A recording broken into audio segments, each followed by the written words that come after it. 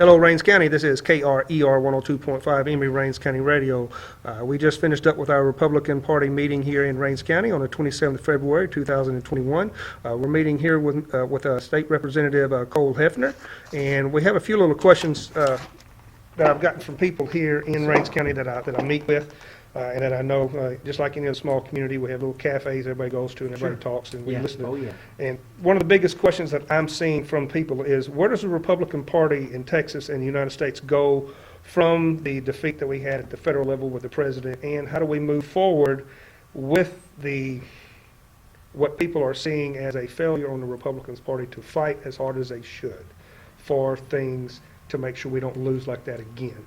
Right, and I think it's important to back up and look at how we did across the country. We did well in state legislatures across the country. We gained Republican seats in the state houses. We gained 12 seats, give or take, in the United States House of Representatives. Texas itself, we held our same 83-67 majority in the Texas House. We had over $60 million focused in on about 20 or 25 Republican House seats to try to flip those. Just so that $60 million was concentrated on those 20 or so seats, and we were still able to hang on. We lost a Republican in the House, but we picked up a Republican. So we kept the same numbers. All of our statewide held on, all of our congressional seats held on, and so with the headwinds that we were facing, we actually did pretty well. So I want people to be encouraged that while we did lose the presidency, and that's a hard loss to take, across the country, Republicans as a whole, down ballot, did fairly well.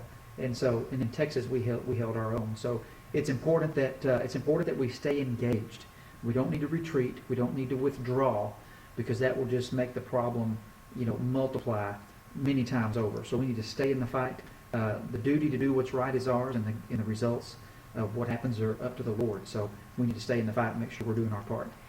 And the other question is, when I sit down and talk to them, they ask, okay, as a citizen in the Republican, or somebody who identifies with the Republican values, what can that citizen do to help move that kind of agenda forward for pro-rights with life, your Second Amendment rights, more or less government, more conservative values, get back to a better prosperous and less regulated area? How does that citizen in Rains County or throughout the state, how do they make that happen? What can they do as a grassroots effort? Right. How can they help? So, one of the things that people, and I've been guilty of this before too, we tend to look over our local government and we look at Washington pretty good because of the news, and then some of us pay attention to what's going on in Austin. Sometimes we don't pay attention to what's going on in the schoolhouse, the city hall, or the courthouse, and those are some of the most important governing bodies in our system. Is at that local level. They're going to affect your life sooner and more drastic than the state or federal government. And so that's first and foremost, is get involved at the local level. And we have great local elected officials in East Texas and Rains County. I have a great relationship with the county folks, city folks, and school board. We have a good working relationship, a good line of communication.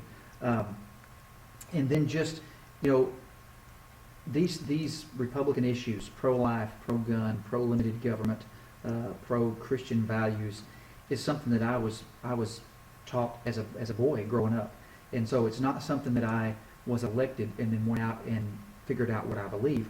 These things were instilled in me from childhood, and so when I go cast those votes, it's nice to know that I can pretty much vote what I believe, because that's what the majority of my constituents believe. It's easy. I don't have to say, oh, I believe this, but my constituents believe that. It's a real blessing to have them pretty much lined up. And then we have all of our actions are public. Our votes in committee are public.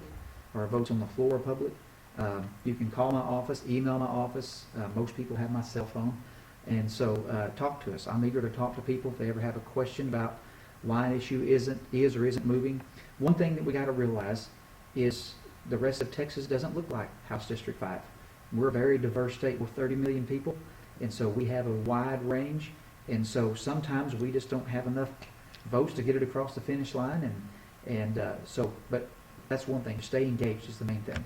And on that, staying engaged and doing what they can in there, the other question that is a personal question is, how is the party going to rebuild the confidence that has been lost in them? You've got Republicans that say they're Republicans, but they're not acting like a Republican, and that's pushing some people away. How is the Republican Party as a whole going to rebuild that confidence in their Right, that party? accountability. Yes. And it's hard. I mean, y'all know, once a person is elected, it is difficult to change that person out. It happens though.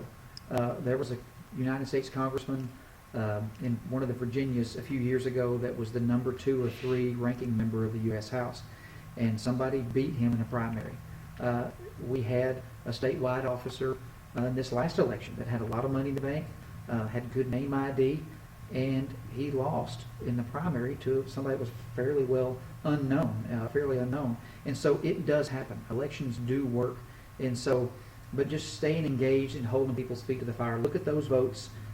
Like Senator Hall alluded to, we do have some organizations, but don't always look there. Go and look at the vote yourself. I mean, every vote is record. Look at the bills we file. If you Google the Texas House of Representatives, you go to the members link, you go down there and click on my picture.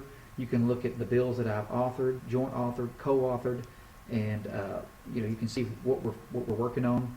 And so it takes time though, John. It's people are busy. They have families. They have kids in Little League, they have church, they have a business, but it's important to stay engaged, because a lot of people say, I don't have time to mess with politics. I'm really not interested in politics. Well, I got news for you.